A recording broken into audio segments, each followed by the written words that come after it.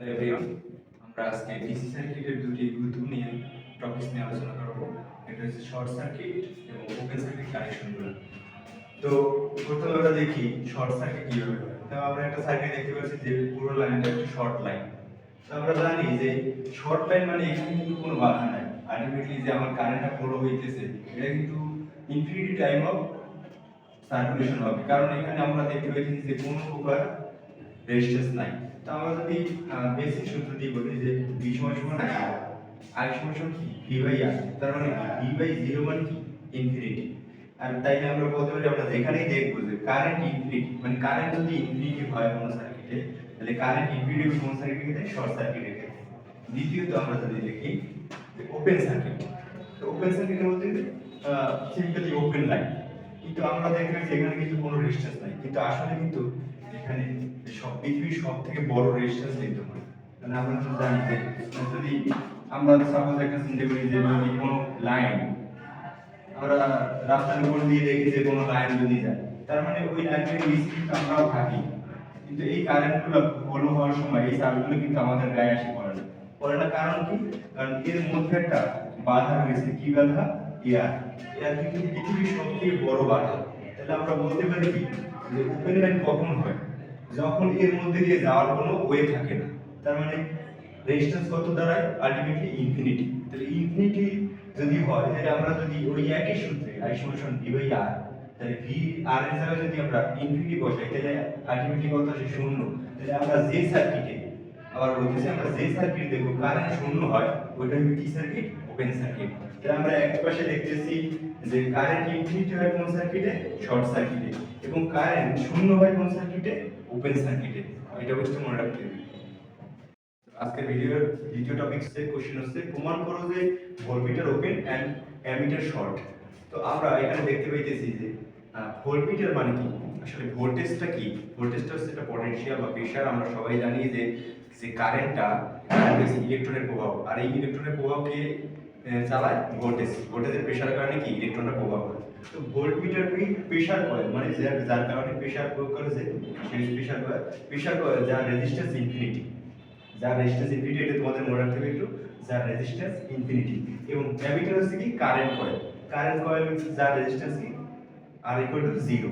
তাহলে আমরা দেখি আগের মতনই, আগের প্রশ্নটা এবং এই প্রশ্নটা কিন্তু ওপেন সার্কিট, শর্ট সার্কিট এবং অ্যামিটার এবং ভোল্টমিটার ইন্টার রিলেটেড। তো আমরা দেখি আগের সার্কিটে আমি যদি একটা শর্ট অ্যামিটার লাগাই সিরিজে, তো সিরিজে অ্যামিটার মানে কি? যে আমি সিরিজে একটা অ্যামিটার লাগাইছি, তার মানে অ্যামিটারটা রেজিস্ট্যান্স কত? 0। তো 0 যদি হয় I সমান v বাই r, আগের মতনই তোমরা দেখো v বাই 0 বসাইলে ইনফিনিটি আসে। তাহলে আমরা আগের প্রশ্নটা দিয়ে মনে রাখতে পারি যে কারেন্ট যখনই ইনফিনিটি আসে, তার মানে কোন সার্কিট? Short circuit. তাহলে কারেন্ট কত আসছে? ইনফিনিটি। যেহেতু কারেন্ট ইনফিনিটি, তাই অ্যামিটার শর্ট হিসেবে কাজ করবে, তার মানে শর্ট সার্কিট হবে। আবার দ্বিতীয় ক্ষেত্রে আমরা দেখি ভোল্টমিটার। ভোল্টমিটার আবার আমরা একটা ভোল্টমিটার লাগাইছি সার্কিটে। তো ভোল্টমিটার রেজিস্ট্যান্স কি? ভোল্টমিটার কি হিসেবে কাজ করে? প্রেসার কয়েল হিসেবে কাজ করে। প্রেসার কয়েলের রেজিস্ট্যান্স কত? ইনফিনিটি। তার মানে কত হবে? ইনফিনিটি। তাহলে I সমান কত? v by r। আবার আগের সার্কিট কত? v বাই কি ইনফিনিটি বসিয়ে আমরা 0 আসছে। তো আমরা আগের প্রশ্নটা দিয়ে মনে করতে পারি যে যেহেতু কারেন্ট 0, সুতরাং ভোল্টমিটার কি হিসেবে কাজ করবে? ওপেন হিসেবে। তো এই জন্যই সার্কিটে, ডিসি সার্কিটের ক্ষেত্রে অ্যামিটার শর্ট এবং ভোল্টমিটার কি হয়? ওপেন হয়। আজকে ক্লাসের 3 নম্বর কোশ্চেনটা আমরা খেয়াল করি যে ভোল্টমিটারকে প্যারালালে এবং অ্যামিটারকে প্যারালালে এবং ভোল্টমিটারকে সিরিজে লাগালে কি হয়? তো আমরা দেখি যে একটা সার্কিট আমরা রাখছি, যেটার মধ্যে আমি কি রেখেছি? ভোল্টমিটারকে আমি সিরিজে লাগাইছি এবং অ্যামিটারকে কোথায় লাগাইছি? প্যারালালে।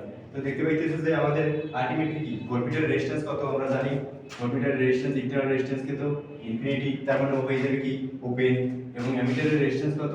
আর ইন্টারনাল রেজিস্ট্যান্স 0। তার মানে হয়ে যাবে কত? শর্ট। তাহলে আমরা দেখতে পাচ্ছি কারেন্ট এখানে এসে কিন্তু আর যাইবেই না, এদিকে কিন্তু আর যাবে না। যার কারণ কি? Open line.